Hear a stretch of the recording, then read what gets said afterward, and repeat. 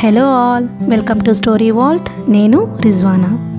అనంత్ సరోజాల స్నేహం పదిలంగా ఉండాలి అంటే తను అనంత్ని పెళ్లి చేసుకోకూడదని ఒక నిశ్చయానికి వస్తుంది సరోజ. అనంత్ని పెళ్లాడితే తను మనసు విప్పి మాట్లాడే వ్యక్తి ఈ ప్రపంచంలో ఇంకెవరూ ఉండరనే నిర్ణయానికి వచ్చింది సరోజ. ఇంతవరకైతే విన్నాం కదా. ఇక్కడ నుంచి కథ ముందుకు ఇలా కొనసాగుతుంది. నగరంలో ఎప్పుడూ ఏదో ఒక ఆర్ట్ ఎగ్జిబిషన్ జరిగే కళాభవన్లో ఈరోజు ఫ్లవర్ షో జరుగుతోంది. ఏటేటా జరిగే ఈ పూల ప్రదర్శన నగరంలో ఉన్న ధనవంతులు, కళాహృదయులు చాలామంది ఉత్సాహంగా పాల్గొంటారు. ఈరోజు కళాభవన్లో జరుగుతున్న ఈ పూల ప్రదర్శన చాలా అద్భుతంగా ఉందని, అందరూ చూసి తీరాలన్నంత అపురూపంగా ఉందని ఆ నోట ఈ నోట తెలుసుకున్న జనం గుంపులు గుంపులుగా వేలం వెర్రిగా రాసాగారు. రంగురంగుల పూలు రకరకాలుగా, పెద్దవి, చిన్నవి, పొట్టివి, పొడుగాటివి, కాడకలవి, కాడలేనివి, రకరకాల డిజైన్లతో అలంకారంగా పెట్టబడి ఉన్నాయి.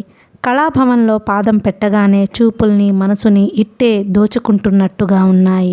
భగవంతుని సృష్టిలో వైచిత్రిని గుర్తు చేస్తున్నట్టుగా, జీవితం అంటే కళకళలాడుతూ తమలా ఉండాలని చాటి చెబుతున్నట్టుగా, అర్థం కాని కలతలతో, ద్వేషాలతో, అనుమానాలతో, ఈర్ష్యలతో పువ్వులా సుకుమారంగా ఉండే జీవితాన్ని వాడిపోయేలా చేసుకోవద్దని చూడవచ్చిన మనుష్యులని హెచ్చరిస్తున్నట్టుగా ఉన్నాయి. చూడడానికి వచ్చిన వాళ్లల్లో అధిక సంఖ్యగా ఆడవాళ్లే కనిపిస్తున్నారు. కొంతమంది రంగుల వైచిత్రిని గమనిస్తుంటే, మరికొంతమంది స్టాల్లో నిలబడిన వారిని ఏ పువ్వు ఎప్పుడు పూస్తుందో, వాటిని ఎలా పెంచాలో, అవి ఎక్కడ దొరుకుతాయో వివరాలు అడుగుతున్నారు. అంతా సందడిగా, కోలాహలంగా ఉంది. పగటి సమయం ఎలా గడపాలో పెద్ద సమస్యగా మారిన లావణ్యకి ఇలాంటి ప్రదర్శనలంటే ప్రాణంగా ఉంటుంది. ఉదయం లేవగానే ఊళ్ళో ఎక్కడ ఏ ప్రోగ్రాం ఉందో గుర్తు చేసుకోవడం, దానికి వెళ్ళేటప్పుడు ఏ చీర కట్టుకోవాలో, ఏ నగలు పెట్టుకోవాలో, జుట్టు ఏ రీతిగా ముడి వేసుకోవాలో ఆలోచించటం తప్ప వేరే ఏ పని లేని అదృష్టవంతురాలు లావణ్య. ఇల్లు ఉంది, కానీ ఇంటి భారం లావణ్య పైన లేదు. ఆ ఇంట్లో సమస్యలున్నాయి, కానీ అవి లావణ్యకు సంబంధించవు. కావలసినంత నిశ్చింత, కోరుకున్నంత విశ్రాంతి. ఈ ప్రపంచంలో చేతి నిండా పనిలేని ప్రతి వాళ్ళు అనుకున్నట్లే లావణ్య కూడా తను చాలా దురదృష్టవంతురాలని అనుకుంటూ ఉంటుంది. ఊళ్ళో ఎక్కడన్నా పాట కచేరీలన్నా, నాటకాలన్నా, నృత్య ప్రదర్శనలన్నా ఉన్నాయంటే లావణ్యకి ప్రాణం లేచి వస్తుంది. అలాంటివి ఎక్కడా లేని రోజున ఏం చేయాలో తోచని విసుగుతో ప్రాణం పోతే బాగుండును అనుకున్న సమయాలు కూడా ఉన్నాయి. ఆ ఉదయం లావణ్య టిప్పు టాపుగా తయారై ఒంటరిగా కారు తీసుకుని తనే స్వయంగా డ్రైవ్ చేసుకుంటూ ఫ్లవర్ షో చూడడానికి బయలుదేరింది. ఆ ఎగ్జిబిషన్లో క్లబ్ తరపున భారతమాత అనే ప్రదర్శనం ఏర్పాటు చేయడానికి లావణ్య ముఖ్య కారకురాలు. అందుకే ఎగ్జిబిషన్ జరిగిన 2-3 రోజులు చాలాసేపు అక్కడే నిలబడి వచ్చిన వాళ్ళు భారతమాతని మెచ్చుకుంటున్నారా లేదా అని ఒక కంట కనిపెడుతూ ఉండేది. లావణ్య కళాభవన్కు వెళుతుండగా తోవలో కిషోర్ ఎదురయ్యాడు. అతను చూడకపోతే చూడనట్టే వెళ్ళిపోవాలని చూసిన లావణ్యకి అతను చూసి విష్ చేయడంతో తప్పనిసరిగా కారు ఆపాల్సి వచ్చింది. లావణ్యకి ఈ మధ్య కిషోర్ అంటే ఎందుకో మహా విసుగ్గా ఉంది. అతనికి తనంటే ఎక్కడలేని ఆరాధన ఉన్నదని గ్రహించిన లావణ్య మొదట్లో చాలా సంబరపడిపోయింది. కానీ అతని ఆరాధన చాలా శృతిమించి సిగ్గు వదిలి భార్యాపిల్లల్ని నిర్లక్ష్యం చేయటమే కాకుండా చివరికి క్లినిక్ని, రోగులని మర్చిపోయే స్థితికి తెస్తుందని తెలిసేసరికి చిరాకు వేసింది. ఆడవాళ్లంటే మరీ అంత వెర్రిచూపే మగవాళ్లంటే లావణ్యకి అసహ్యం అన్న సంగతి కిషోర్కి తెలియదు. కిషోర్ ఎక్కడికో వెడుతున్నాడు. లావణ్య అయిష్టంగానే లిఫ్ట్ ఇచ్చింది. కారులో వెడుతుండగా అతను అలవాటు ప్రకారం చూపిన చనువుకి లోలోపల మండిపడుతూ పైకి ముభావంగా ఉండిపోయింది. కారు దిగుతూ ఎంతో ఆశగా అడిగాడు కిషోర్, నౌరంగ్లో మంచి పిక్చర్ ఉంది, సాయంత్రం వెడదామా? మా నాన్నగారు ఊరి నుంచి వచ్చిన తర్వాత నేను బయట తిరగడం మానేశాను. అందులో ఆయనకి ఒంట్లో బాగాలేదు కూడా, బుద్ధిమంతురాలిలా జవాబు ఇచ్చింది లావణ్య. కిషోర్ని డ్రాప్ చేసి కళాభవన్ దగ్గరకు వచ్చేసరికి బాగా ఆలస్యమయ్యింది. అప్పటికే ఆడవాళ్ళు, మగవాళ్ళు కలగాపులగంగా కలిసిపోయి కాలు కదిపే సందు లేనంత ఒత్తిడిగా బిలబిలలాడుతున్నారు. లావణ్య లోపలికి వచ్చింది. పువ్వులను చూస్తున్న వారిలో చాలామంది కళ్ళు రంగురంగుల ఆ పూలను వదిలి సీతాకోక చిలుకల మలచిన శిల్పంలా ఉన్న లావణ్య వైపు తిరిగాయి. అలా అందరి చూపులు ఆకట్టుకోవడం లావణ్యకి ఎంతో అభిమాన విషయం. లావణ్య కట్టుకున్న లేతాకు పచ్చ చీర చాలా ఖరీదైంది. ఆ కట్టుకోవడంలో ఒక విధమైన సోయగం ఉంది. తెల్లగా శంఖంలా ఉన్న మెడలో కెంపులు పచ్చలు పొదిగిన ముత్యాల హారం చక్కటి పతకంతో చాలా పనితనంతో ఎంతో జాగ్రత్తగా అందంగా తయారు చేసినట్టుగా ఉంది. మెళ్ళో ఉన్న నగలతో చీరకున్న జరీ ఎంబ్రాయిడరీతో పాటు సమంగా ఆ కళ్ళల్లో చూపుల్లో తళుకులున్నాయి. స్త్రీ పురుషుల్లో ఎవరైనా సరే లావణ్య వైపు నుంచి వెంటనే చూపులు తిప్పుకోలేరు ఓ పట్టాన. అందరూ తన వైపు చూస్తున్నారని తెలిసి కూడా తెలియనట్టుగానే పువ్వులని చూస్తూ వాటిని తదేకంగా గమనిస్తూ మెల్లగా ముందుకు వెడుతున్న లావణ్య తనకి ఎదురుగా వస్తున్న గుమ్మటంలా ఉన్న ఒక సింగుగారికి, పిప్పళ్ల బస్తాలా ఉన్న ఆయన భార్యకి తొలిగి దారి ఇవ్వబోయి వెనక్కు అడుగు వేయటంలో కాలి హైహీల్స్ చెప్పు మెలికపడగా తూలి పడబోయింది. లావణ్య తనని తాను నిగ్రహించుకునే లోపలే ఇంకెవరో వెనక నుంచి సుతారంగా ఆసరా ఇచ్చి నిలబెట్టారు. I'm sorry, thank you. వెనక్కు తిరిగి తనని అందుకున్న వారిని చూస్తూ అంది. దట్స్ ఆల్ రైట్ నిర్లక్ష్యంగా అనేసిన అతను ముందుకు వెళ్ళబోయాడు. లావణ్య క్షణం సేపు ఆ వెళ్ళిపోతున్న అతని వైపే చూస్తూ నిలబడిపోయింది. సన్నగా పొడుగ్గా చువ్వలా ఉన్నాడతను. గ్రే కలర్ ఫుల్ సూట్లో ఉన్నాడు. కళ్ళకి కాస్త పెద్దవిగా అనిపిస్తున్న కూలింగ్ గ్లాసెస్ ఉన్నాయి. చక్కటి క్రాఫ్ ఉంది. ముందుకి వెళ్ళిపోతున్న అతను ఎందుకో వెనక్కి తిరిగి చూశాడు. లావణ్య తన వైపే చూస్తుండడం గమనించి చిరునవ్వు నవ్వాడు. లావణ్య అప్రయత్నంగా తను కూడా నవ్వింది. అతను జనంలో కలిసిపోయాడు. లావణ్య గుండెలు వేగంగా కొట్టుకుంటున్నాయి. మనసంతా ఎలాగో అయ్యింది. అతని నవ్వులో ఒక విధమైన పసితనం ఉంది. అతన్ని ఇంకోసారి చూస్తే తప్ప బ్రతకలేనేమో అనిపించింది. ఆ నిమిషంలో ఎంతో ఆశతో పువ్వుల్ని చూస్తూ ముందుకు నడుస్తూ కళ్ళతో అతని కోసం వెతకసాగింది. ఏమిటో వెర్రి నమ్మకం. అతను తప్పక తిరిగి కనిపిస్తాడు అనిపించసాగింది. లావణ్య ఊహించినట్టే అతను ఆ వైపు నుంచి మెల్లమెల్లగా పువ్వులను చూస్తున్నట్టుగా లావణ్య నిలబడిన చోటికి వచ్చి ఆగిపోయాడు. లావణ్య గుండెలు వేగంగా కొట్టుకోసాగాయి. క్షణం సేపు ఎవరికి వారే ఒకరిని ఒకరు గుర్తించనట్టుగా పువ్వుల్నే మైమరిచి చూస్తున్నట్టుగా నిలబడిపోయారు. ముందుగా పలకరిస్తే లోకు అయిపోతానేమోననే జంకు లావణ్య నోటిని బలవంతంగా ఆపింది. చివరికి అతనే అన్నాడు, ఈ పువ్వులు చాలా బాగున్నాయి. అవును వెంటనే అనేసింది లావణ్య. అతను త్రుళ్ళిపడ్డాడు, తలెత్తాడు. లావణ్య ఆశ్చర్యపోయినట్టు చూసింది. ఇద్దరూ హఠాత్తుగా అనుకోకుండా మళ్ళీ కలిసిన వాళ్లలా అరే అనుకున్నారు. ఈసారి లావణ్య తన అందమైన చిరునవ్వు విసిరింది. తన అంచనా తప్పలేదు. అతను తను ఊహించినట్టే మళ్ళీ కనిపించాడు. కోరుకున్న దానికంటే అతి సన్నిహితంగా వచ్చాడు. లావణ్యకి వెన్నెల సముద్రంలో తెల్ల మబ్బుల తెప్ప మీద తేలిపోతున్నట్టుగా ఉంది. తనకి ఈ మాత్రం సౌందర్యం ఇచ్చిన భగవంతుడికి మనసులోనే అంజలి ఘటించింది. ఇద్దరూ కలిసి భుజం భుజం రాచుకునేటంత అతి సన్నిహితంగా నిలబడి పువ్వులను తిలకించారు.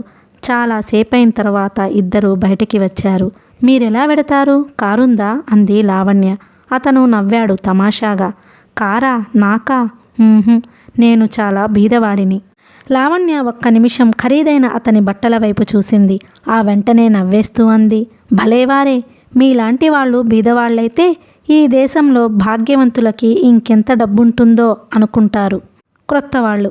మీకు కారు లేకపోవడం ఈరోజు నా భాగ్యం అనుకుంటాను. రండి, నేను డ్రాప్ చేస్తాను. మీకెందుకు శ్రమ? మొహమాటంగా అన్నాడతను. ఇలాంటి శ్రమ నాకు చాలా ఇష్టం. సరదా కూడా అంది నవ్వుతూ. మీరు చాలా బాగా నవ్వుతారు. కాంప్లిమెంట్కి థ్యాంక్స్. లావణ్యకి అతని దృష్టి తన మెడలో ఉన్న పచ్చలు కెంపులు పొదిగిన నగ మీద స్థిరంగా నిలిచిపోయిందని తెలియదు. అతని కళ్ళకి గంతల్లా ఆ పచ్చటి అద్దాలు ఉండడంతో అతను ఎటువైపు చూస్తుంది గుర్తించడం కష్టం. ఇద్దరూ వచ్చి కారులో కూర్చున్నారు. డ్రైవ్ చేస్తూ అడిగింది లావణ్య, కాఫీ తాగే అలవాటుందా? పోనీ తాగించే అలవాటుందా? గుడ్. అయితే మీకున్నవన్నీ మంచి లక్షణాలన్నమాట. నాకు మీరు పూర్తిగా వ్యతిరేకం. అతను జవాబు చెప్పలేదు.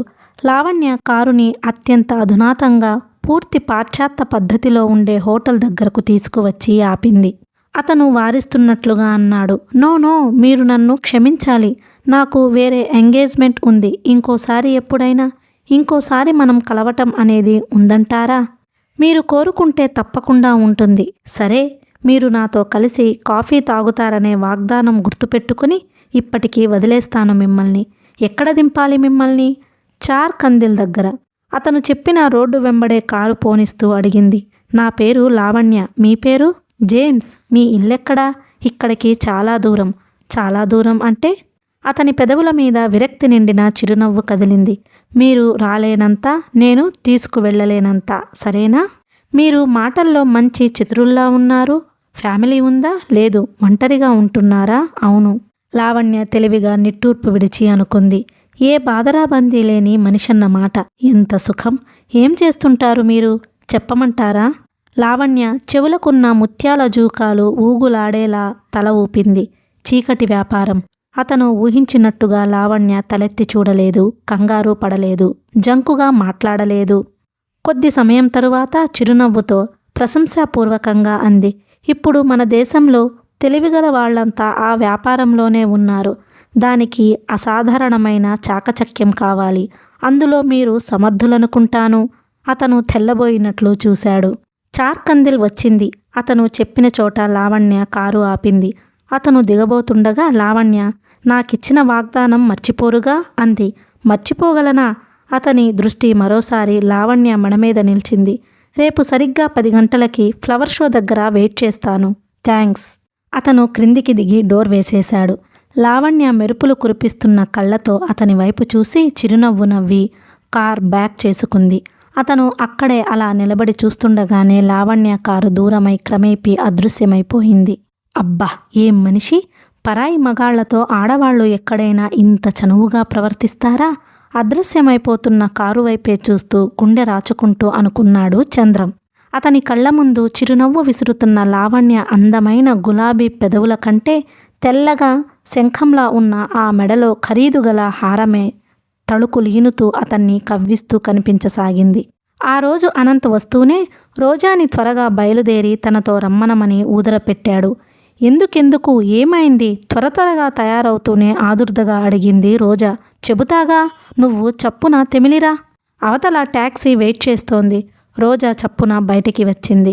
అప్పుడప్పుడు 10 20 రోజా దగ్గర డబ్బు దొరకడంతో సుందరమ్మ ఇదివరకంత కఠినంగా ఈసడించటం లేదు.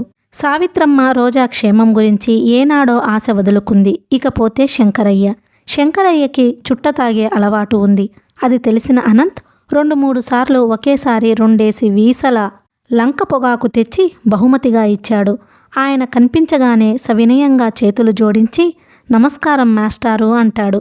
జీవితంలో ఎటువైపు నుంచి గౌరవ మన్ననలు ఎప్పుడూ ఎరగని శంకరయ్య ఉబ్బి తబ్బిబ్బు అయి కూర్చో రోజా లోపలున్నట్టుంది అంటూ అమ్మా రోజా, అనంత్ వచ్చాడమ్మా అని కేక పెడతాడు. ఆ విధంగా అనంత్ ఆ ఇంట్లో రాను రాను చనువు పెంచుకున్నాడు. రోజాని కలవటానికి ఇదివరకులా అతను అవస్థలు పడనవసరం లేదు. ఏ కూరగాయల దుకాణం దగ్గరో గంటల తరబడి నిల్చోవలసిన అవసరం లేదు. రోజా అనంత్తో వచ్చి టాక్సీలో కూర్చుంటూ ఎక్కడికి అంది. చెబుతాగా పద, తళతళలాడుతున్న మొహంతో అన్నాడు అనంత్. అబ్బా, ఏమిటో చెబుదు, సస్పెన్స్తో నా ప్రాణం తీయకు. తినబోతూ రుచి అడగడం దేనికి? టాక్సీ 10 నిమిషాల్లో ఒక ఇంటి ముందుకు వచ్చి ఆగింది. దిగు అన్నాడు అనంత్. రోజా, ప్లీడర్ గారింటికి ఎందుకు? ఎదురుగా యశ్వంతరావు అడ్వకేట్ అన్న బోర్డు చూస్తూ అనుమానంగా అడిగింది. దిగు ముందు. రోజా దిగింది. అనంత్ టాక్సీని వెయిట్ చేయమని చెప్పాడు. ఇద్దరూ లోపలికి వెళ్ళగానే అనంత్ వీధి తలుపులు దగ్గరున్న కాలింగ్ బెల్ నొక్కాడు. 10 సంవత్సరాల కుర్రాడొకడు వచ్చి తలుపులు తెరిచాడు. నాన్నగారున్నారా ఇంట్లో? అడిగాడు అనంత్. ఉన్నారు. అనంత్ వచ్చాడని చెప్పు. కుర్రాడు తల ఊపి కూర్చోమని చెప్పి లోపలికి వెళ్ళిపోయాడు. ఎందుకు అనంత్, ఏమైంది? కంగారుగా అడిగింది రోజా. ష్ ఉండు, ఆయన వస్తున్నట్టున్నారు. రోజా ఇల్లంతా పరిశీలనగా చూస్తూ కూర్చుంది. ఇల్లు బయటకి పురాతనంగా పాడుబడ్డట్టుగా కనిపించినా లోపల అధునాతనంగా సౌకర్యంగా ఉంది. రోజా అనంత్ వచ్చి కూర్చున్న 15 గంటకి పొట్టిగా లావుగా మీసాలు కనుబొమ్మలతో సహా నెరిసిపోయిన ఒక ఆయన లోపల నుంచి వచ్చాడు. అనంత్ వెంటనే లేచి నిలబడి నమస్కరించాడు. రోజా కూడా లేచి నిలబడింది. అనంత్ రోజాని పరిచయం చేస్తూ, ఈ అమ్మాయి నాకు కాబోయే భార్య, పేరు సరోజ.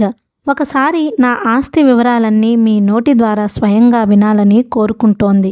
వాటికి సంబంధించిన కాగితాలు చూపించండి అన్నాడు. రోజా నిటారుగా నిలబడింది. లాయర్ గారు అనంత్ వైపు, రోజా వైపు మార్చి మార్చి చూశారు. ఆయన ముఖం గంభీరంగా గండుపిల్లిలా తయారయ్యింది. కూర్చోండి అని ఒక అల్మారా దగ్గరకు వెళ్ళి కొన్ని కాగితాలు తెచ్చి ఆస్తి వివరాలన్నీ చదవసాగాడు.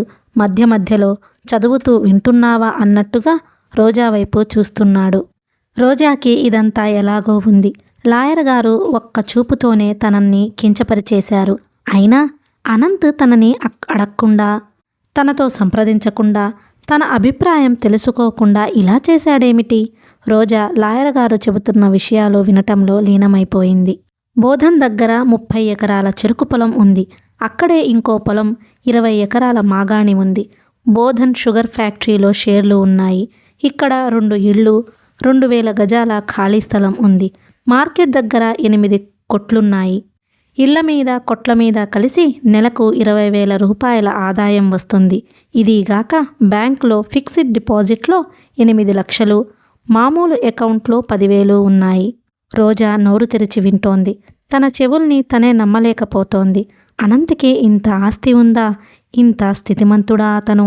ఇంత సంపద ఉన్న మనిషేనా ఇంత మామూలుగా, ఇంత నిరాడంబరంగా, తన సాటివాడన్నంత సామాన్యంగా తన ఇంటికి వస్తూ ఉంటాడు? రోజా అనంత్ వైపు తిరిగి కళ్ళు వెడల్పు చేసుకుని చూడసాగింది. లాయర్ గారు గడగడ ఆస్తి వివరాలు చెప్పేసి, మీకింకేం కావాలి అన్నాడు రోజాని చూస్తూ. రోజా నోట మాట రానిదానిలా కూర్చుంది. అనంత్ ముందుకు వంగి అన్నాడు, చూడండి, సపోజ్ ఈ అమ్మాయిని నేను వివాహం చేసుకుంటాను. అది మా అన్నయ్యకు ఇష్టం లేదు. వాడి అభ్యంతరం ఉండడం వల్ల నాకు పెళ్లి అయిన తరువాత ఈ ఆదాయం ఏమైనా? సందేహంగా చూశాడు. లాయర్ గారు తల అడ్డంగా తిప్పాడు. ఏం కాదు. నీ ఆస్తి మీద సర్వ హక్కులు నీవే.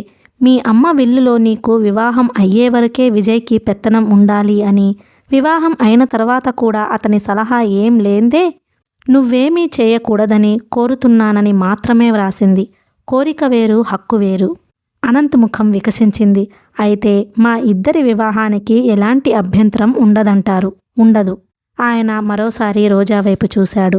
రోజాకి ఆ చూపులు చురుక్కు ఉన్నట్లుగా ఉన్నాయి. ఆ కళ్ళల్లో రోజా పట్ల మర్యాద లేసమాత్రం కూడా లేదు. అనంత్ లేవబోతూ అడిగాడు, విజయ్, నా మీద కేసులాంటిదేదైనా పెట్టడానికి వీలు లేదు. అనంత్ చేయి చేస్తూ థ్యాంక్ యూ సార్, వస్తాను అన్నాడు. ఆయన అంటీ ముట్టనట్టుగా అనంత్ చేయి అందుకొని వదిలేశాడు. ఆయన దగ్గర సెలవు తీసుకొని వచ్చేస్తుంటే రోజాకి తన వెనక ఆయన చూపులు వాడి బాణాల్లా వచ్చి తగులుతున్నట్టే ఉంది. ఇద్దరూ బయటికి రాగానే రోజా, అనంత్, ఏమిటిదంతా అంది. చెబుతాగారా? అనంత్ ఎన్నడూ లేంది చనువుగా రోజా చెయ్యి పట్టుకొని టాక్సీ దగ్గరకు తీసుకువస్తూ ఎక్కు అన్నాడు. రోజా లోపలికి ఎక్కి కూర్చుంది. అనంత్ కూడా వచ్చి కూర్చున్నాడు.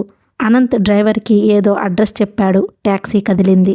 అనంత్ రోజా చేతిని తన చేతిలోకి తీసుకుంటూ మృదువుగా అన్నాడు, రోజా, నా గురించి అన్ని వివరాలు నీకు తెలిసినాయి. ఈ ప్రపంచంలో చాలామంది డబ్బు కోసం చాలా పనులు చేస్తారు.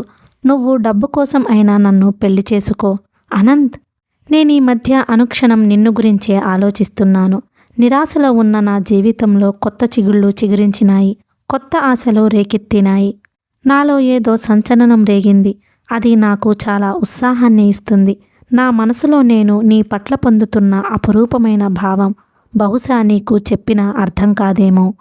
నేనిప్పుడు పాటలు ఎంత బాగా వ్రాయగలుగుతున్నానో తెలుసా? నీలో ఏదో శక్తి ఉంది రోజా. అది మంత్రదండంలా నన్ను మైమరిపిస్తుంది. నువ్వు నాదానివి కావాలి. నేను శాశ్వతంగా నీ వాడినైపోవాలి.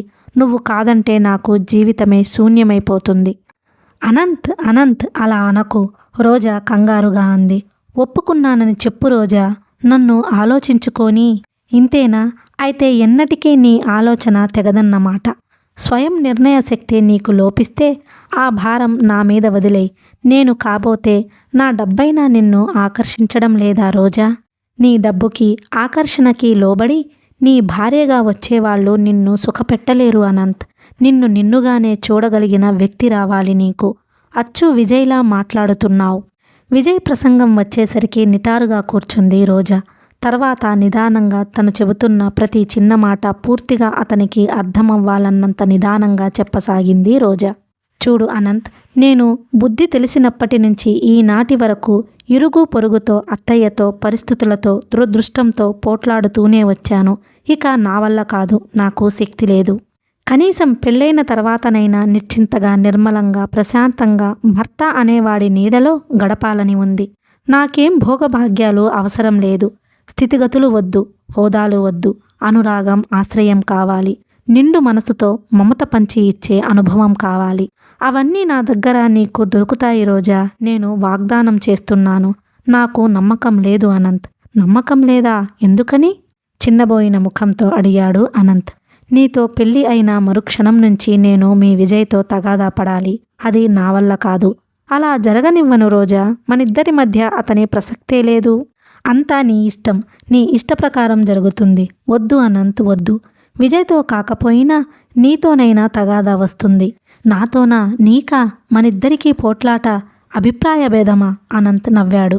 ఇంతలో టాక్సీ ఒక ఇంటి ముందుకి వచ్చి ఆగింది. ఇదేమిటి, ఇక్కడికి ఎందుకు వచ్చాం? ఇదెవరి ఇల్లు? బయటకి చూస్తూ అడిగింది రోజా. దిగు, చెబుతా అన్నాడు అనంత్. రోజా దిగింది. రోడ్ చాలా నీట్గా ఉంది. కనుచూపు మేర వరకు కనిపిస్తున్న నున్నటి ఆ తార్ రోడ్డు కిరుప్రక్కల అద్భుతంగా ఉన్న అందమైన ఎత్తైన మేడలు వరుసగా ఒకదాని వెంట ఇంకోటి ఆనుకొని ఉన్నాయి. మురికిగా, సందడిగా ఇరుక్కుని ఉండే రోజాకి క్షణంసేపు ఈ వీధి, ఈ పరిసరాలు స్వర్గంలా కనిపించాయి. అనంత్ టాక్సీకి డబ్బు ఇచ్చి పంపేశాడు. కాబోయే ఇల్లాలివి, నీ ఇంటిని ఒకసారి చూసుకో అన్నాడు అనంత్ గేటు తెరుస్తూ.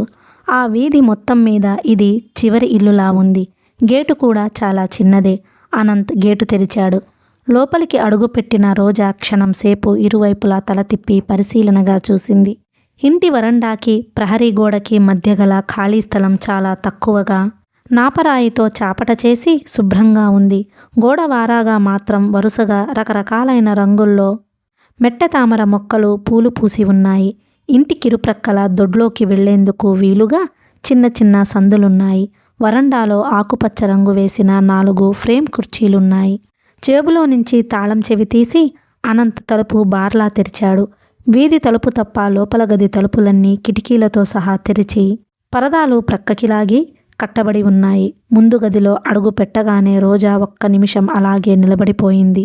గదిలో క్రింద ఎరుపు, నీలం కలిపిన అందమైన పువ్వులతో, తీగలతో కార్పెట్ పరచబడి ఉంది. గది మధ్యగా చాలా ఖరీదనిపించే సోఫా ఉంది. గదికి 4 మూలలా ఉన్న చిన్న చిన్న టేబుల్స్ మీద తెల్లటి గుడ్డలు వేసి వాటి మీద 2 చేతులతో నాట్య భంగిమలో పళ్ళెం పైకెత్తి పట్టుకుని నిలబడి ఉన్న ఇత్తటి విగ్రహాలున్నాయి. ఆ పళ్ళాలలో 2 గులాబీలు, 4 ఆకులు ఉన్నాయి. గది కిటికీలు ఉన్న కర్టెన్లు, గుమ్మానికున్న పరదాలు, క్రింద పరిచిన కార్పెట్ ఇంచుమించు ఒకే రంగులో మ్యాచింగ్గా ఉన్నాయి. గది చాలా సింపుల్గా ఉన్నట్టుగానే ఉంది. మళ్ళీ అద్భుతంగా, హాయిగా ఉన్నట్లుగా ఉంది. అక్కడే నిలబడిపోయావేం? లోపలికి రా రోజా అనంత్ పిలిచాడు. లోపలి గదులు పెద్దవిగా కానీ ఎక్కువగా కానీ లేవు. డ్రాయింగ్ రూమ్కి ఆనుకొని విజయ్ ఆఫీస్ రూమ్ ఉంది. ముందు గదిని దాటి లోపలికి వెడితే కాస్త పెద్ద హాలుగా కనిపించే గది, దాన్ని ఆనుకొని వంటగది ఉన్నాయి. వంటగదికి, విజయ్ ఆఫీస్ గదికి మధ్య గుమ్మం ఉంది.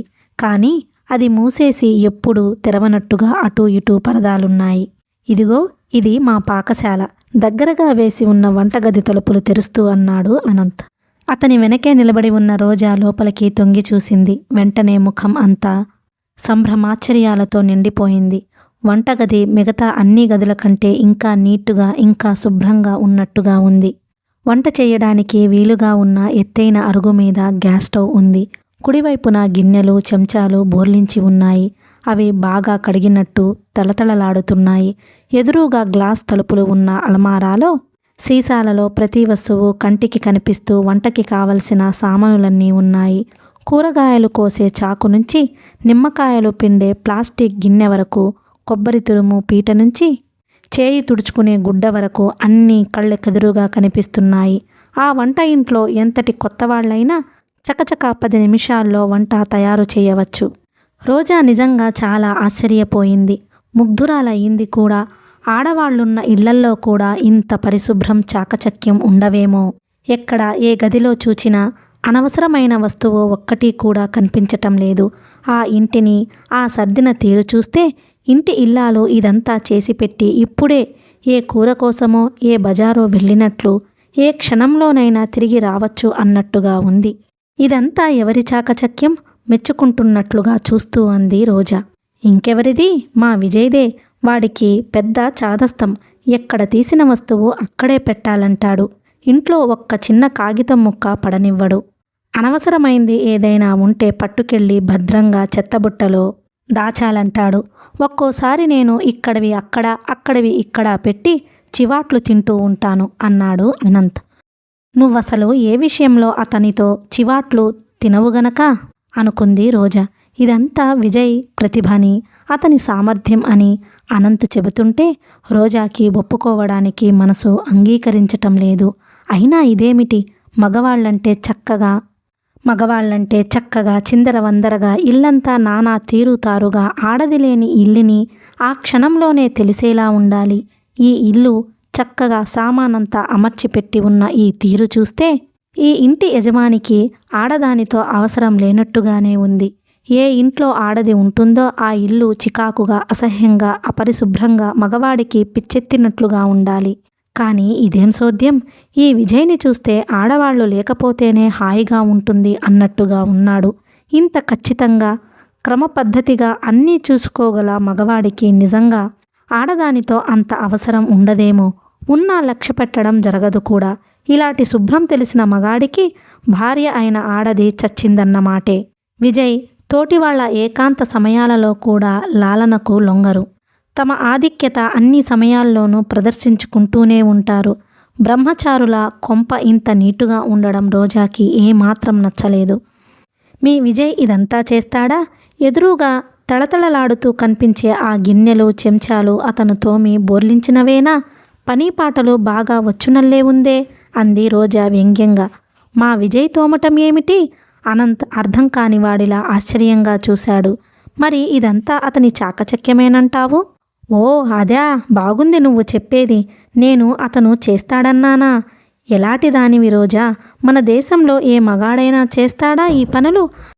అలా చేసే రోజు వస్తే ఈ దేశ సౌభాగ్యం 1000 రేకుల కలువలా వెలిసిపోదు.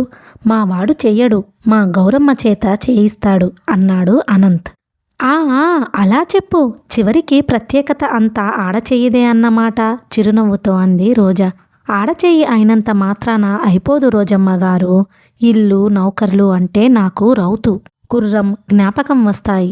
మా గౌరమ్మ ప్రతి ఇంట్లో ఇంత బాగా చేస్తుందని నువ్వనుకుంటే పొరపాటే అవుతుంది.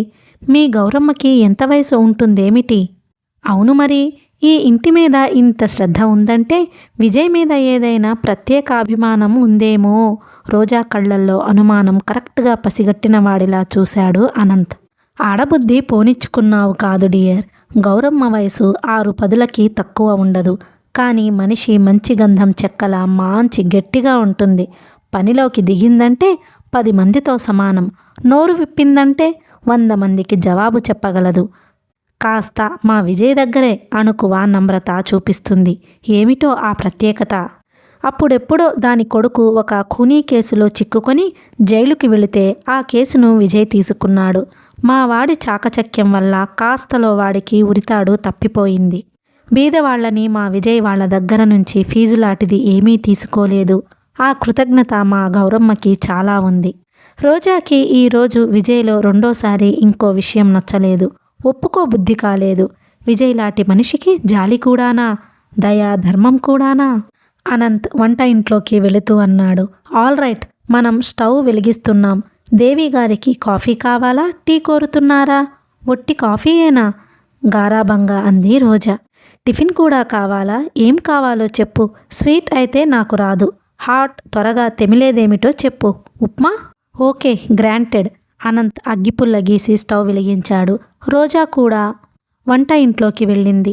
అల్మారా తెరిచి ఉప్మాకి కావలసినవన్నీ ఎంతెంత కావాలో తనే తీసిపెట్టింది. అనంత్ పోపు వేస్తుంటే తను గబగబా అల్లం, పచ్చిమిరపకాయలు, ఉల్లిపాయలు తరిగి ఇచ్చింది. 2 టొమాటోలు కూడా పడేద్దాం, టొమాటో బాత్ అవుతుంది అన్నాడు అనంత్. టొమాటోలు కోస్తుంటే రోజా మనసు మరో చోట ఆలోచిస్తోంది. ఈ ఇల్లు, ముఖ్యంగా ఈ వంటిల్లు, ప్రశాంతమైన ఈ పరిసరాలు చూస్తే ఏ ఆడపిల్లకైనా ఈ ఇంటి ఇల్లాలిని అయితే బాగుండుననే ఆశ రేకెత్తకమానదు. ఎంత బాగుంది! చిన్నగా, సౌకర్యంగా, ముచ్చటగా, అందంగా, హాయిగా ఉంది. ఉప్మా, కాఫీ చకచకా 10 నిమిషాల్లో తయారైనాయి. అనంత్ కాఫీ ప్యాట్లో వేసి ఉప్మా ప్లేట్లో సర్ది ట్రేలో పెట్టి, క్రింద తయారు చేసుకున్నాంగా, పద పైకి వెళ్ళి తిందాం. నువ్వు పైభాగం చూసినట్టు ఉంటుంది. నువ్వు తింటుండగా నాకు వచ్చిన ప్రైజులన్నీ చూపిస్తాను అన్నాడు. రోజా అంగీకారంగా తల ఊపింది. అనంత్ ట్రే పట్టుకుని ముందుకు నడిచాడు. రోజా మంచినీళ్ల గ్లాసులు, జగ్గు పట్టుకుని అనంత్ని అనుసరించింది. పైభాగం చిన్న భాగం కంటే ఇంకా చిన్నగా ఉంది. వీధి మీదకి వరండా ఉంది. వరండా ఆనుకొని మధ్యలో కారిడార్ రెండిటిని వేరు చేస్తుండగా 2 గదులున్నాయి. అందులో కుడివైపు గది అనంత్, విజయ్ల పడక గది. రెండోది విజయ్ స్టడీ రూమ్. మిగతా భాగం అంతా దొడ్డివైపుకి ఖాళీగా ఉంది. వేసవి కాలంలో గాలికి ఆరుబయట అక్కడ మంచాలు వేసుకుని పడుకోవచ్చు. వెన్నెల రాత్రిళ్ళు కూర్చుని కబుర్లు చెప్పుకోవచ్చు. అక్కడ నిలబడి చూస్తే దూరంగా ట్యాంక్ బండ్, అందులో నీళ్లు కనిపిస్తున్నాయి. రాత్రిపూట వాటి మీద పడే రంగురంగుల దీపతోరణాలు వింతగా, అద్భుతంగా ఉండవచ్చు. చక్కటి గాలి వీస్తుంది. గుమ్మాలకి, కిటికీలకి, గదిలో మంచాల మీద ఉన్న దుప్పట్లు మ్యాచ్ అయ్యేలా ఉన్నాయి. ప్రతి చిన్న దాంట్లోనూ శ్రద్ధ తీసుకున్న విషయం స్పష్టంగా తెలుస్తోంది. విజయ్ స్టడీ రూమ్ నిండా గోడవారాగా క్రమంగా అద్దాల బీరువాలున్నాయి. వాటిల్లో లావుపాటి లా బుక్స్ ఉన్నాయి. కిటికీ దగ్గరగా గాలి, వెలుతురు ధారాళంగా వచ్చేటట్లుగా ఉన్న చోటులే రైటింగ్ టేబుల్, దాని ముందు రివాల్వింగ్ చైర్ ఉన్నాయి. రైటింగ్ టేబుల్ మీద దాని నిండా ఫైల్స్, ఎంగేజ్మెంట్ ప్యాడ్, ఒక ప్రక్కన క్రింద నుంచి ఎక్స్టెన్షన్ తీసుకున్న ఫోన్ ఉన్నాయి. గోడవారాగా మరో మూల పాతకాలం నాటి పెద్ద పడక్కుర్చీ ఉంది. విజయ్ ఎప్పుడైనా బాగా అలసిపోతే దాంట్లో పడుకొని కొద్దిసేపు విశ్రాంతి తీసుకుంటాడట. అనంత్ వరండాలో ఉన్న టీపాయి తెచ్చి 2 మంచాల మధ్య వేసి దాని మీద ట్రే పెట్టాడు. మంచాలు 2 ఒకే రకంగా ఉన్నాయి. వాటి మీద ఉన్న పరుపులు, దుప్పట్లు, దిండ్లు, వాటి గలీబులు, పైకెత్తి పెట్టుబడి ఉన్న దోమతెరలు అన్నీ ఒకే రకంగా కావాలని 2 తెచ్చినట్టుగా ఉన్నాయి.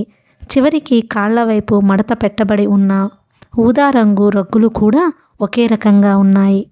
కూర్చో రోజా, అనంత్ రోజాని ఆహ్వానిస్తూ అలవాటు చొప్పున తన మంచం మీద కూర్చున్నాడు. రోజా వచ్చి విజయ్ మంచం మీద అంచున ఆననట్టుగా కూర్చుంది. తీసుకోండి దేవి గారు, ఉప్మా ప్లేటు అందించాడు. రోజా చెంచాతో కాస్త ఉప్మా తింటూ గదంతా అంగుళం అంగుళం శ్రద్ధగా పరిశీలిస్తోంది. గదిలో 2 మంచాలు వేసిన మంచాల మధ్య మరో మంచం పట్టేటంత ఖాళీ జాగా వదిలినా ఇంకా విశాలంగానే ఉంది. గదిలో క్రింద ఆకుపచ్చ రంగు కార్పెట్ పరచబడి ఉంది. గోడవారాగా 2 గోద్రేజ్ బీరువాలు ఉన్నాయి. అనంత్కి, విజయ్కి ఇద్దరికీ ఎటు కావాలంటే అటు జరుపుకునేందుకు వీలుగా తలవైపున 2 మంచాలని కలుపుతున్న చిన్న డ్రాయర్ మీద లేత నీలం రంగు షెడ్ ఉన్న టేబుల్ లైటు ఉంది. బాత్రూమ్ అవి ఇక్కడే ఉంది. అనంత్, విజయ్లిద్దరూ ఇంట్లో ఉన్నప్పుడు సాధ్యమైనంత వరకు చాలా భాగం ఇక్కడే గడుపుతామని చెబుతున్నాడు అనంత్. అనంత్, ఇదంతా నీదేనా? రోజా కళ్ళల్లో కుతూహలం మెరుస్తుండగా అడిగింది. అంతా నాదే. విజయ్ కిందులో ఏమీ లేనే లేదా? ఎలా ఉంటుంది? ఇదంతా మా అమ్మ పుట్టింటి నుంచి తెచ్చుకున్న సంపద. విజయ్ వాళ్ళమ్మ పేద కుటుంబంలో నుంచి వచ్చింది. మా నాన్నగారి మొదటి భార్య అంటే విజయ్ తల్లి చనిపోగానే మా అమ్మని వివాహం చేసుకుని ఇల్లరికం వచ్చేశారు. మా తాతగారు చాలా మంచివారు కాబట్టి మా చిన్నప్పుడే మా నాన్న లేకపోయినా విజయ్ని నాతో పాటు పెరగనిచ్చి చదువు అది చెప్పించారు. రోజాకి చాలా సంతోషంగా అనిపించింది ఆ సంగతి. అంటే విజయ్కి ఈ ఇంట్లో తనది అనేది అసలేదీ లేదన్నమాట అంది. అనంత్ తలగోక్కున్నాడు. ఏది అంటే అవతల గదిలో ఉన్న ఆ బండెడు పుస్తకాలన్నీ వాడివే మరి. పుస్తకాల సంగతి సరేలే అనంత్, ఒకవేళ ఎప్పుడైనా మీ ఇద్దరి మధ్య అభిప్రాయ భేదం వస్తుందనుకో, నాకు అతనంటే ఇష్టం లేదనుకో, నా కాబోయే భార్యకి అతనంటే ఇష్టం లేదనుకో, అప్పుడు నేను మిస్టర్ విజయ్ గెటౌట్ అంటే ఇంట్లో నుంచి కట్టుబట్టలతో వాడు బయటకి నడవాల్సిందే సగర్వంగా ఛాతీ చూపిస్తూ అంటూ పూర్తి చేశాడు అనంత్. రోజాకి ఆ ఊహ చక్కిలి గింతలు పెట్టినట్లుగా ఉంది. ఒక విధంగా చూస్తే విజయ్ తనకంటే ఏ విధమైన ఆధిక్యత ఉన్నవాడిలా కనిపించటం లేదు. ఏమీ లేని విజయ్కి ఏం చూసుకునో అంత పొగరు, ఎందుకో అంత అహంకారం. అతనికి తనకి పరిస్థితుల్లో ఏమాత్రం తేడా లేదు. ఇద్దరూ ఒకే రకంగా ఉన్నారు. తను మగవాడు కాబట్టి కాస్త కష్టపడి ఆ లా డిగ్రీ సంపాదించుకున్నాడు. అనంత్ అతని సంపాదన ఎలా ఉంది అంది. నా మొహం సంపాదన, సాయిబు గారి సంపాదన భూబమ్మ గారి కుట్టు పోగులకి సరి అన్నట్టు వాడికి వచ్చే ఆ డబ్బంతా ఆ పుస్తకాలే మింగి కూర్చుంటున్నాయి. ఒక్కొక్కటి ఎంత ఖరీదని? రోజా అలాగా అన్నట్టు చూసింది. అంటే విజయ్కి వచ్చిన డబ్బంతా పుస్తకాలకి సరిపోతే తిండికి బట్టలకి అనంత డబ్బు వాడుకుంటున్నాడన్నమాట. ఏమీ లేని మనిషికి ఎందుకో ఆ గొప్పలు, ఎందుకో ఆ దర్జా. రోజాకివాళ చాలా ఉత్సాహంగా ఉంది. విజయ్ అసలు స్వరూపం తెలిసినట్టుగా ఉంది.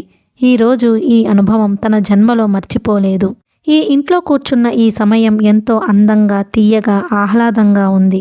మనసంతా తేలికగా, గాలిలో ఎగురుతున్నట్టుగా, హుషారుగా, డాన్స్ చెయ్యాలన్నంత కోరికగా, నిగ్రహించుకోలేనట్టుగా ఉంది. చాలా రోజుల తరువాత జీవితంలో మొట్టమొదటిసారిగా తనకి కూడా ఒక విధమైన విలువ ఉన్నట్టుగా, తన వ్యక్తిత్వానికి ప్రత్యేకత కలిగినట్టుగా అనిపించసాగింది రోజాకి. కాఫీ తాగుతూ అనంత్తో మాట్లాడుతూ, అనంత్ తెచ్చి చూపిస్తున్న బహుమతులను చూస్తూ కళ్ళతో మరోసారి గదంతా పరీక్ష చేస్తున్న రోజా దృష్టి చటుక్కున ఒకచోట ఆగిపోయింది. విజయ్ తలవైపు ఉన్న దిండు గలీబు చినగడానికి సిద్ధంగా ఉన్నంత పాతదిగా, మధ్యలో రంగు దారాలతో కుట్టబడి వెలసిపోయి వెలవెలబోతున్న గులాబీ పువ్వుతో ఒక మూలగా విజయ్ అన్న వంకర టింకర అక్షరాలతో తెలుగులో కుట్టబడి ఉంది. రంగుదారాలు చాలా వరకు వెలిసిపోయి మధ్య మధ్యలో కొన్ని పూడి పైకి లేచినాయి. రోజా ఆ దిండుని ఒళ్ళోకి తీసుకుని శ్రద్ధగా చూస్తూ, ఏమిటది ఇంత పాతగా ఉంది, ఎవరైనా ప్రజెంట్ చేసిందా అంది. తనకొచ్చిన ప్రైజులు రోజాకి చూపించి తిరిగి తీసుకెళ్లి బీరువాలో జాగ్రత్తగా పెట్టుకుంటున్న అనంత్ తిరిగి చూసి విసుగ్గా ముఖం పెట్టి అవును అన్నాడు. ఎవరిచ్చారు? విజయ్ అంత భద్రంగా దాచుకున్న ఈ జ్ఞాపకం ఎవరిదై ఉంటుందా అన్న కుతూహలంతో తలెత్తుతూ అడిగింది. వాళ్ళమ్మ. రోజా హతాసురాలైనట్టు చూసింది. ఎప్పటిదో, అది మా తాతల నాటిది. ఆ గలీబు చూస్తే తెలియటం లేదు. ఈ రోజో రేపో వాడి పుట్టినరోజో కాక వాళ్ళమ్మ చచ్చిపోయిన రోజో అనుకుంటా. ఏడాదికి ఆ 2 రోజులే వేసుకుని మళ్ళీ భద్రంగా బీరువాలో దాస్తాడు. అర్థం లేని సెంటిమెంటు వాడును. నాకైతే ఫూలిష్ అనిపిస్తుంది. దాన్ని చచ్చిన చాకలికి కూడా వేయడు. తనే ఉతుక్కొని ఇస్త్రీ చేసుకుంటాడు. అనంత్ ఎంతో విసుగ్గా చెప్పిన ఆ మాటలు రోజా చాలా ఆసక్తిగా వింది. వాళ్ళమ్మ ఇచ్చిందా అది? ఇన్ని సంవత్సరాల నుంచి అంత జాగ్రత్తగా దాచుకున్నాడా? రాక్షసత్వం మూర్తీభవించిన అతని మన ప్రవృత్తిలో ఇంత సున్నితమైన భావాలు కూడానా? రోజాకెందుకో నమ్మశక్యం కాలేదు. అనంత్ విజయ్ బాల్యం గురించి తనకి జ్ఞాపకం ఉన్న 1-2 సంఘటనలేవో చెబుతున్నాడు. రోజా అతని మాటలు వింటున్నట్టు నటిస్తూనే దిండు మీద విజయ్ అని ఉన్న చోట కాస్త కాఫీ ఒలకబోసి అనంత్ చూడకుండా యథాస్థానంలో పెట్టేసింది. దానిమీద ఆ కాఫీ మరక చూసినప్పుడు అతని ముఖం ఎలా ఉంటుందో చూడాలని కుతూహలం కలిగింది. విజయ్ తలకి రాసుకునే నూనె కాబోలు దిండు మీద నుంచి సన్నగా తేలివచ్చి రోజా నాసికాపుటాలకి తగిలింది. ఏదో సువాసన మృదు మధురంగా, మత్తుగా, హాయిగా అనిపిస్తున్నట్టుగా ఉంది. రోజాను తినడం పూర్తి కాగానే మంచం మీద నుంచి లేచి వచ్చి కిటికీ దగ్గరగా నిలబడి పరదా పక్కకు లాగి వీధిలోకి చూడసాగింది. అక్కడ నుంచి చూస్తే వీధిలో రోడ్డు కిరుప్రక్కలా ఉన్న ఇళ్ళు అందంగా, హుందాగా, తాము శ్రీమంతుల నిలయాలమని సగర్వంగా చాటుకుంటున్నట్టుగా ఉన్నాయి. ఎంత ఉన్నతంగా ఉన్నాయి ఇవి! వాటి డిజైన్లు, ఆ రంగులు, ఆ పోకడలు ఓ భూతల స్వర్గంలా ఉంది. ఒకరి మీద ఇంకోరు పోటీగా ఎవరికి వారే తమ ఇల్లు అందంగా ఉండాలనిపించేలా కట్టినట్టుగా ఉన్నాయి. రోజా మనోవీధిలో తాముండే వీధికి ఈ వీధికి గల తేడా కనిపించింది. ఒక్కసారి అక్కడి వాళ్లంతా ఇక్కడికి వచ్చేసి వీళ్ల ఇళ్లల్లో జొరబడి వీళ్లందరినీ తన్ని బయటికి తరిమేస్తే, ఎవరైనా దేశాన్ని నియంతగా పరిపాలిస్తూ భాగ్యవంతులందరినీ పూరిపాకల్లో ఉండవలసిందిగా ఆజ్ఞాపిస్తే వీళ్లందరినీ 4 రోజుల పాటు అన్నం తినకూడదని, 5 రోజుల పాటు స్నానం చేయకూడదని, ఉదయం నుంచి సాయంత్రం వరకు ఎర్రటి ఎండలో కాళ్లకు జోళ్లు లేకుండా పరిగెత్తవలసిందిగా ఆంక్ష విధిస్తే అప్పుడు తనలాంటి వాళ్లంతా ఇలా ఉన్నతంగా ఉన్న ఇళ్లల్లో మేడ మీదకి ఎక్కి వాళ్ళని చూస్తూ చప్పట్లు చరుస్తూ విరగబడి నవ్వాలి. అలా నవ్వగలిగిన రోజున తనలాంటి వాళ్లకెంత ఆనందంగా ఉంటుందో. రోజాకి తనేం ఆలోచిస్తుందో గుర్తుకి వచ్చేసరికి తనకి తానే సిగ్గుపడింది. ఏం ఆలోచిస్తుంది తను? ఇలాంటి కుంటి గుడ్డి ఆలోచనకంతటికీ మూల కారణం ఈర్ష్య. ఈ ప్రపంచంలో ఉన్న అన్ని వ్యాధుల్లోకి ఈర్ష్యలాంటి మరో భయంకరమైన వ్యాధి ఇంకేదీ లేదు. ఈ వ్యాధి సోకిన వాళ్లకి కళ్ళు ఉండి కూడా దృష్టి ఉండదు, మనసు ఉండి కూడా మమత నశిస్తుంది, మెదడు ఉండి కూడా జ్ఞాపకం ఉండదు. వివేకం గల ఏ మనిషి ఈ జబ్బుని దరిదాపుల్లోకి కూడా రానివ్వకూడదు. రోజా చూస్తుండగానే ఆ వీధిలో అనంత్ ఇంటికి ఎదురు వరుసలో అవతల వైపు నుంచి ఉన్న రెండో ఇల్లు పింక్ కలర్ మేడ ముందు నల్లటి పొడుగాటి కారు ఒకటి వచ్చి ఆగింది. ఆ కారులో నుంచి దాదాపు రోజా వయసు ఉన్న ఒక అమ్మాయి, ఆ అమ్మాయితో పాటు ఇంకో 10 సంవత్సరాల పిల్ల దిగారు. ఇద్దరి చేతుల నిండా పెద్ద పెద్ద ప్యాకెట్లు ఉన్నాయి. అవి కాక కారులో నుంచి డ్రైవర్ మరికొన్ని తీసి పట్టుకుని వాళ్ల వెంట వెడుతున్నాడు. రోజా రెప్ప వాల్చకుండా ఆ కారుని, అందులో నుంచి దిగిన వాళ్ళని చూస్తోంది. ఇంతలో ఈ లోపల అనంత్ ఎప్పుడు వచ్చి రోజా వెనకగా నిలబడ్డాడో హఠాత్తుగా మాట్లాడుతూ, రోజా, ఆ నల్ల కారు ఆగిందే ఇప్పుడు. ఆ ఇల్లు వేణుగోపాలరావు గారిది. ఆ కారులో నుంచి దిగిన ఆ ఇద్దరూ ఆయన కూతుళ్ళు, పెద్దమ్మాయి లావణ్య, చిన్నపిల్ల రాధ. రోజా వెనక్కు తిరిగి అనంత్ ముఖంలోకి చూసింది. వేణుగోపాలరావు గారంటే గుర్తు చేసుకున్నట్టుగా చూసింది. ఆ రోజు నువ్వు మా విజయ్తో పాటు పార్కులో చూశావు చూడు. రోజాకి వెంటనే గుర్తుకు వచ్చేసింది. ఎందుకో తెలియదు కానీ పంచా లాల్చీతో నిండుగా హుందాగా పెద్ద మనిషి తరహాగా ఉన్న ఆయన రోజా మనసులో చెరగని చిత్రంగా హత్తుకుని పోయి ఉన్నాడు. వాళ్ల అమ్మాయిలే అన్నాడు అనంత్. రోజా ఈసారి పరీక్షగా చూసింది. వాళ్ళు లోపలకు వెళ్ళిపోయారు. రోజా ఈసారి ఇంకా కుతూహలంగా ఆసక్తిగా ఆ ఇంటివైపు చూసింది. చుట్టూ విశాలంగా ఉన్న ఆవరణలో శ్రద్ధగా క్రమపద్ధతిగా పెంచిన తోట ఉంది. అసలు అనంత్ ఇల్లు అలా ఉండాల్సింది. అంత డబ్బు ఉన్న అనంత్కి కారు ఎందుకు లేదో వెంటనే వెనక్కి తిరిగి అంది. అనంత్, నువ్వు అలాంటి ఇల్లు ఎందుకు కొనుక్కోకూడదు? ఎలాంటిది? రోజా వేలు పెట్టి చూపించింది. అదా, అయినట్టే. ఇప్పటికే ఈ చిన్న ఇల్లు సర్దుకోలేక సతమతమవుతున్నాం. రోజుకి 20 గంటలు ఎప్పుడు బయట గడిపే మాకు ఇంతకంటే పెద్ద ఇల్లు ఎందుకు? అసలు 2 గదులు చాలు. రోజాకి అనంత్ మాటలు రుచించలేదు. ఈ లోకంలో చాలామంది అంతే. భగవంతుడు ప్రసాదించిన దాన్ని పొదుపు పేరిట జాగ్రత్త పడుతూ చాలా వరకు వాడుకోరు. చూసుకొని సంతృప్తి పడటంలోనే చాలామంది మురిసిపోతారు. మధ్యతరగతి కుటుంబాలైతే మరీను 100కి 90 పాళ్ళు ఈ జాగ్రత్త పొదుపు అనే సుడిగుండంలో పడి గిరగిరా తిరుగుతూ అలాగే అంతమైపోతూ ఉంటారు. రోజాకి హఠాత్తుగా తను ఇక్కడికి రాకుండా ఉంటే బాగుండేదనిపించింది.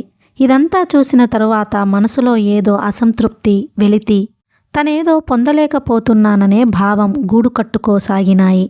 తను కోరుకుంటే ఇదంతా తనది అవుతుంది, సందేహం లేదు. కానీ అనంత్ భార్యగా కావాలంటే తన ప్రాణప్రదమైన ఆశని మూల్యంగా చెల్లించాలి. జీవితంలో ఉన్న ఒకే ఒక సుఖ స్వప్నాన్ని పణంగా పెట్టాలి. మనిషి ఎలాంటి పరిస్థితుల్లోనూ ఒకదాన్ని పొందటం కోసం మరొకటి పోగొట్టుకోకూడదు. అందులో విలువైనది అనుకుంటున్న దాన్ని అసలే వదులుకోకూడదు. అనంత్ రోజా దృష్టిని ఇటు మళ్లించమన్నట్టుగా మెల్లగా చేయి చాపి కర్టెన్ మూసేశాడు. రోజా అనునయంగా పిలిచాడు. ఏమిటి? యథాలాపంగా వెంటనే అతని వైపు చూస్తూ అంది. రోజా. అనంత్ కంఠం అదోలా అయ్యింది. అతని కళ్లల్లోకి నూతన కాంతి వచ్చింది. త్రుళ్ళిపడిన రోజా రెప్పపాటులో మనసులో కలిగిన కంగారుని బయటకి కనిపించనీయకుండా నిగ్రహించుకుంది. ఏమిటి అనంత్? అతనిలో భావ సంచలనం గుర్తించని దానిలా అమాయకంగా అడిగింది. అనంత్ సమాధానంగా వెంటనే 2 చేతులు చాచాడు. అనంత్, దగ్గరకు రా రోజా. చుట్టుప్రక్కల ఆవరించుకొని ఉన్న ఏకాంతం అనంతులో ఎల్లప్పుడూ ఉండే బిడియాన్ని, సంకోచాన్ని వదలగొట్టేసింది. కోర్కెతో అతని కళ్ళు మత్తెక్కినాయి. రోజాకి అతన్ని వారించటం అసాధ్యం అని తెలిసిపోయింది. చప్పున దూరంగా వచ్చి బ్యాగ్ తీసుకుంటూ, నేను వెళ్ళిపోవాలి అనంత్, చాలా ఆలస్యమైపోయింది అంది. ఒక్క నిమిషంలో ఆలస్యం అయిపోదు అనంత్, ప్లీజ్ బ్రతిమిలాడుతున్నట్టుగా అంది రోజా. ప్లీజ్ రోజా వేడుకున్నట్టుగా చూశాడు అనంత్. అతని చేతులు కాంక్షతో బుసలు కొడుతున్న జంట సర్పాల్లా ముందుకు చాచి ఉన్నాయి. కాస్త కదిలితే ఎగిరి తనని వాటేసి బంధించేలా ఉన్న వాటివైపు క్షణంసేపు రోజా మతిపోయిన దానిలా చూడసాగింది. అనంతులో ఎప్పుడూ ఎరుగని చనువు, అతని ముఖంలో స్పష్టంగా కనిపిస్తున్న ఉద్రిక్తత, ఈ రెండూ చూసేసరికి రోజాకి నిజంగా కంగారు అనిపించింది. అతన్ని వారించటం అసాధ్యమేమో అన్న ఊహ వెన్నెముక జలధరించేట్టు భయాన్ని కూడా కలగజేసింది. వద్దు, తల అడ్డంగా వేగంగా ఊపుతూ తన అయిష్టాన్ని స్పష్టంగా తెలియజేసిన రోజా మరో మాటకి అవకాశం ఇవ్వకుండా చటుక్కున మెరుపులా బయటకి పారిపోయింది. రోజా వెనక నుంచి వారిస్తున్నట్టుగా కేక పెట్టాడు అనంత్. సుడిగాలిలా బయటకు దూసుకు వచ్చేసి 2 మెట్లు ఒక అంగా చొప్పున దూకుతున్నట్లుగా దిగి వస్తున్న రోజా మధ్యలో ఉన్నట్టుండి మీట నొక్కినట్టుగా ఆగిపోయింది. ఆ ఆగటానికి చకచకా దిగుతున్న పాదం క్రింద మరో మెట్టు మీద ఆనకుండా ఆపుకోవటానికి తనని నిగ్రహించుకోవటంలో తూలి పడబోయి రేలింగ్ పట్టుకుంది. ఎలాగో అతి కష్టం మీద ఆగి తను బొమ్మలా నిలబడిపోయింది.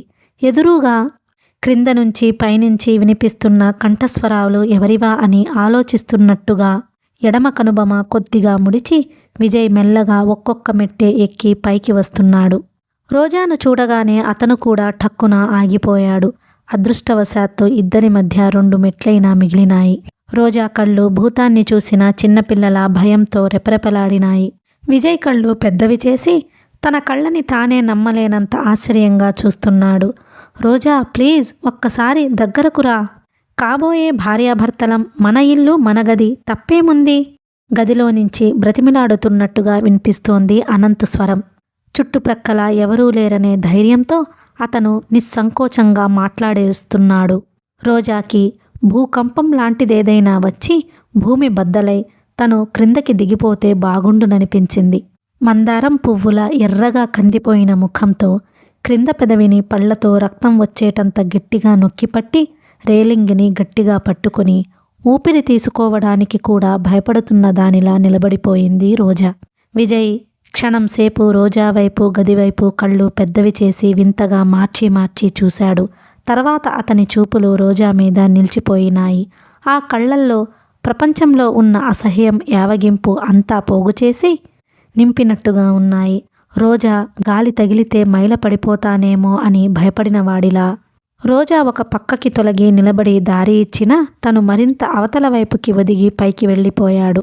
2 నిమిషాలు 2 యుగాల్లా గడిచినాయి. విజయ్ లోపలకు వెళ్ళాడు. ఆ క్షణంలో అతన్ని చూడగానే అనంత్ ఎలా నిశ్చేష్టుడవుతాడో, ఎలా చూస్తాడో రోజా బాగానే ఊహించగలిగింది. అనంత్ మాట పలుకు లేకుండా చటుక్కున గుమ్మంలోకి వచ్చేశాడు. అనంత్ వెనుక నుంచి పిడుగుపాటుగా వినిపించింది విజయ్ స్వరం. ఏమిటి? రక్తం చిందేటంత ఎర్రగా కందిపోయిన ముఖాన్ని జేబు రుమాలుతో గట్టిగా తుడుచుకుంటూ అన్నాడు అనంత్. అతనిలో నిష, కాంక్ష అన్నీ విజయ్ని చూసిన మరుక్షణంలో ముఖాన చన్నీళ్లు కొట్టినట్టు దిగిపోయినాయి. ఏమిటిది? ఇల్లా లేక కల్లుపాక? విజయ్ క్రింద ఉన్న మంచినీళ్ల గ్లాసుల్ని విసురుగా కాలితో తన్నిన శబ్దం, అది వెంటనే గోడ వరకు దొర్లుకుంటూ వెళ్ళి ఆగిన చప్పుడు వినిపించింది. అనంత్ మాట్లాడలేదు. గదంతా భయంకరమైన నిశ్శబ్దంతో మౌనంగా మునిగిపోయినట్టుగా అయ్యింది. ఆ నిశ్శబ్దాన్ని చీల్చుకుంటూ సింహ గర్జనలా వినిపించింది అతని స్వరం.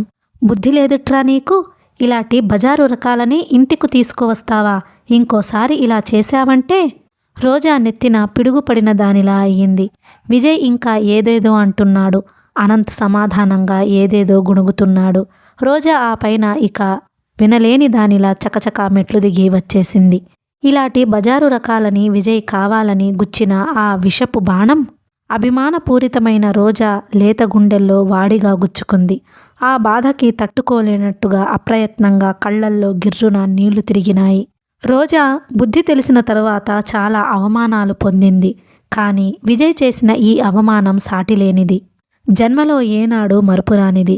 రోజాకి జీవితంలో మొట్టమొదటిసారిగా తనకి పుట్టెడు చెవుడు ఉంటే ఎంత బాగుండేది అనిపించింది. క్రింద గదిలోకి వచ్చి నిలబడిన రోజా కోపాగ్ని జ్వాలల మధ్య చిక్కుపడిపోయి వాటి నుంచి తప్పించుకోనేని దానిలా నిస్సహాయంగా నిలబడిపోయింది. వెనక నుంచి అనంత్ వచ్చాడు. రోజా, రోజా, ప్లీజ్ నువ్వేమీ అనుకోకు. విజయ్కి ఈ మధ్య నోటికి హద్దుపద్దు లేకుండా పోతోంది. మంచి చెడు వివక్షణ జ్ఞానం విస్మరించి మాట్లాడుతున్నాడు చేతులు నలుపుకుంటూ అన్నాడు అనంత్. అతని కంఠంలో నిష పూర్తిగా తగ్గిపోయింది. మనిషి మామూలుగా ఉన్నాడు. అనుకోకుండా ఎదురైన ఈ సంఘటనకి ఎలా సంజాయిషి ఇచ్చుకోవాలో తెలియక కంగారు పడుతున్నాడు. కళ్ళల్లో ఉబికి వస్తున్న నీటిని ఎంతో ప్రయత్నం మీద నిగ్రహించుకుంటున్న రోజా అతని వైపు తిరిగింది. సూటిగా చూస్తూ అడిగింది, అనంత్, ఒక్క మాట అడగనా? ఇది నీ ఇల్లా, అతని ఇల్లా? నా ఇల్లే. అలాంటప్పుడు అతనికి స్పష్టంగా నా ఇల్లు, నా ఇష్టం అని ఎందుకు చెప్పలేవు నువ్వు? చెబుదామనే అనుకున్నాను, కానీ అలా సడన్గా చూసేసరికి నిజం చెప్పు, అతను ఇంట్లో లేడని, ఇప్పుడిప్పుడే రాడనే ధైర్యంతోనే నన్ను తీసుకువచ్చావు, అంతేనా? నిజమేనా? అబ్బెబ్బే, అదేం కాదు రోజా. వెడదాం పద. ఈరోజు నీ ఇంటికి నన్ను బలవంతంగా తీసుకువచ్చి నువ్వు ఇచ్చిన ఈ ఆతిథ్యాన్ని నేను జన్మలో మరువలేను. రోజా కళ్ళల్లో మళ్ళా గిర్రున నీళ్లు తిరగబోయినాయి. ముఖం వేగంగా ప్రక్కకు తిప్పుకుంది. బజారు రకమట, బజారు రకం. తనే రకమో? తను కూడా ఆడపిల్ల అయి, తనకి కూడా తండ్రి లేకుండా పోయి, తల్లి ఎందుకు పనికి రాకుండా అయి, ఇరుగు పొరుగుతో, ఇంట్లో వాళ్లతో, జీవితంతో ప్రతి నిమిషం యుద్ధం చేస్తూ 20 సంవత్సరాలు గడిపినట్టయితే తనే రకం అయ్యేవాడో తనకి తెలిసి ఉండేది. ఏం చూసుకొని ఆ అహంకారం, తనకేం ఉందని ఆ పొగరు? రోజాలో దుఃఖం తగ్గి రోషం తల ఎత్తింది. ఇద్దరూ బయటికి వచ్చారు. ఎక్కువ దూరం నడవకుండానే టాక్సీ లభించింది. ఇద్దరూ ఎక్కి కూర్చున్నారు. అనంత్ రోజా చేతిని తన చేతుల్లోకి తీసుకొని గట్టిగా పట్టుకున్నాడు. గద్గదమైన స్వరంతో క్షమార్పణ కోరాడు. రోజా, ఈ వెధవని, ఎవరికి ఎప్పుడూ ఎదురు మాట్లాడలేని ఈ పిరికి వెధవని మన్నించు రోజా. నేను చిన్నప్పటి నుంచి అంతే, ఎప్పుడూ ఎవరికో ఒకరికి భయపడుతూనే గడిపాను. నాకు చాలా చిన్నప్పుడు మా అమ్మకి ఎప్పుడూ సుస్థిగా ఉండడం వల్ల నాకు ఆయాని పెట్టారు. అది ఎప్పుడూ కసురుతుండేది. రాను రాను నాకు అసలు ఏ పని చేయవచ్చునో ఏది చేయకూడదో ఏమాత్రం తెలియకుండా పోసాగింది. మా అమ్మ దగ్గర కూడా నాకు ఎక్కువ చనువు లేదు. ఆవిడ ఎప్పుడు నేను డబ్బెక్కడా పాడు చేస్తానో అన్న ఆరాటమే తప్ప నేనేమిటో, నా ఊహలేమిటో తెలుసుకోవాలని ప్రయత్నించేదే కాదు. నిజం చెబుతున్నందుకు నీతో పాటు భగవంతుడు కూడా నన్ను క్షమించాలి. ఆవిడ చనిపోతుందంటే నాకెంత సంతోషం కలిగిందో. ఒక విధంగా ఎప్పుడా అని ఎదురు చూశానని కూడా చెప్పవచ్చు. ఇప్పటికీ మా ఇంట్లో ఏ వస్తువు చూసినా ఆవిడ నియంతృత్వం, నిరాభిమానమే గుర్తుకు వస్తుంది నాకు. ఆవిడ పోగానే ఒక్కసారి నా సంకెళ్ళు తెగిపోయినట్టుగా ఆనందించాను. కానీ తర్వాత విల్లులో ఆవిడ నాకు డబ్బు చేతికి అందకుండా బంధించిన తీరు, విజయ్ ఆజమాయిషీగా నా మీద తీసుకోవలసిన చర్యలు, ఇవి వినగానే ప్రాణం ఉసూరుమంది. నాకు సంకెళ్ళు తెగిన మాట నిజమే, కానీ నేనింకా పంజరంలోనే ఉన్నాను. నాకు స్వేచ్ఛ లభించలేదు. నాకిక విముక్తి లేదు అన్న సత్యం మెల్లమెల్లగా తెలిసి రాసాగింది. నా చేతిలోకి రాకుండా చేసిపోయింది. కానీ మా అమ్మ లేకపోతే సహజంగా తల్లి బిడ్డల మధ్య ఉండాల్సిన మాధుర్యాన్ని మింగేసిన ఈ డబ్బు, తల్లి ప్రేమకి నన్ను దూరం చేసిన ఈ పాపిష్టి ధనాన్ని నేను ఏనాడో బీద సాదలకి పంచి ఇచ్చి నేనెటైనా వెళ్ళిపోయేవాడిని. నాకంత కసిగా ఉండేది రోజా. ఈ ప్రపంచంలో నీ ఒక్కదాని దగ్గరే నేను కోరుకున్న స్వేచ్ఛ లభించింది. అందుకే నీ పరిచయం నాకు అంత అపురూపమయ్యింది. అందుకే పదే పదే వెర్రివాడిలా నన్ను పెళ్లి చేసుకోమని సిగ్గు విడిచి నీ వెంటపడి నిన్ను అడుగుతున్నాను. స్నేహమైవి అయినా నిన్ను భార్యగా పొంది నా జీవితం నీ చేతుల్లో పెట్టి నిశ్చింతగా, నిరాడంబరంగా, హాయిగా ఉండాలని నా వాంఛ. భగవంతుడు నా భవిష్యత్తులో ఏం రాసి పెట్టాడో మరి. చివరి మాటలు అనంత్ హృదయాంతరాళల్లోంచి వస్తున్నాయని, అవి పచ్చి నిజాలని రోజాకి అర్థమయ్యింది. రోజా సానుభూతిగా అర్థం చేసుకున్న దానిలా అతని చేతిని తన చేత్తో పట్టుకుంది. టాక్సీ రోజా ఇంటిని సమీపిస్తోంది. రోజా ఉన్నట్టుండి మృదువుగా, చాలా నిశ్చలంగా, దృఢచిత్తంతో చెబుతున్న దానిలా అంది. నాకిష్టమే, పెళ్లి ఏర్పాటు చేయించు రోజా. దేవుడి సాక్షిగా చెబుతున్నా, నేను ఒప్పుకుంటున్నాను. ఒకసారి మాట ఇస్తే తిరిగిపోయే మనిషిని కాను నేను. తెలుసు రోజా, నాకు బాగా తెలుసు. ఈ పెళ్లి గురించి మా వాళ్ళకి గాని మీ విజయ్కి గాని తెలియాల్సిన అవసరం లేదు. పెళ్లి చాలా క్లుప్తంగా గుప్తంగా జరిగిపోవాలి. అలాగే రోజా. అనంత్ మళ్ళీ మీ విజయ్ కాదని దబాయించడానికి వీలు కాని విధంగా అంతా పగడ్బందీగా జరిపించాలి. అదంతా నేను చూసుకుంటాను. విజయ్ కాదు, నువ్వు ఒప్పుకోవాలి గాని దేవుడు కూడా మనకి అడ్డు రాలేడు. అనంత్ హృదయం పులకరించింది. కళ్ళు తేజస్సుగా మారినాయి. అతని పాదాలు భూమి మీద ఉన్న ఆంతర్యం ఆకాశంలో మేఘాల్లోకి ఎగిరింది. Thanks Vijay, many many thanks to you. నీ మేలు జన్మలో మరువలేను. అనుకోకుండా నువ్వు చేసిన అవమానం నా పాలిట వరంగా మారింది. ఆ జన్మాంతం నీకు కృతజ్ఞుణ్ణి. మనసులో అంజలి ఘటించాడు అనంత్. కథ కొనసాగుతుంది. మీకు ఈ వీడియో నచ్చినట్లయితే please like, share and subscribe the channel. Thank you.